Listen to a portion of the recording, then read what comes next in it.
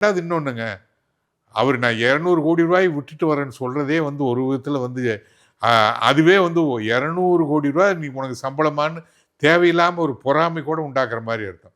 நாங்க 100க்கு 200 கஷ்டப்படுறோம். 200 கோடி ரூபாய் அப்ப நீ அதையே வச்சுக்கிட்டு அங்கேயே வாழ வேண்டியதுதானேங்கிற நெனைப்பு தான் வரும் ஜனங்க. ஸோ வாழ்க்கைங்கிறது வசதி அடிப்படையிலயோ, மார்க்கெட் அடிப்படையிலயோ இல்ல. அரசியல் வாழ்க்கைங்கிறது வந்து சேவையில வரணும். அந்த தியாகத்துக்கு அவர் தயாரா இருந்தா விஜய் வரலாம். ஜெயிக்கலாம். என்ன கேட்டா இந்த படம் இந்த இந்த எலக்ஷன்ல அவரால சரியா ஒருவேளை அந்த எதிர்பார்த்த ரிசல்ட் வரலன்னா, அவர் மறுபடியும் இன்னொரு படம் சிரஞ்சீவி நடிக்கிற மாரி போனாலும் ஆச்சரியப்படுறதுக்கு இல்ல. அது தப்புன்னு சொல்லல. இப்ப உண்மை நான் வந்தேன், சேவை செய்யணும்னு வந்தேன். நீங்க ஒண்ணும் பெருசா எனக்கு ஓட்டு போட்டு என்ன சீஃப் மினிஸ்டர் போஸ்ட்ல உட்கார வைக்கல. அப்படின்னா என்ன வேற வழி இல்ல நான் போகணும்னு நெனைச்சு அவரு எடுத்தாருன்னா அந்த முடிவு கரெக்ட் தானே? நான் வந்தேன்டா. நான் பணத்த விட்டுட்டு தானே வந்தேன். நீ எனக்கு சீஃப் மினிஸ்டர் அவருக்கு நெனைப்பு என்ன? நான் இவ்வளவு பணத்த விட்டு வந்தேன்ல. என்ன சீஃப் மினிஸ்டர் உட்கார வை. உட்கார வைக்கலைன்னா நான் மறுபடியும் போயிருவேன். நீ தானே அதுக்கு என் தப்பு இல்ல, உன் தப்பு. அப்படின்னு சொல்லிட்டு ஈஸியா போயிருவாரு.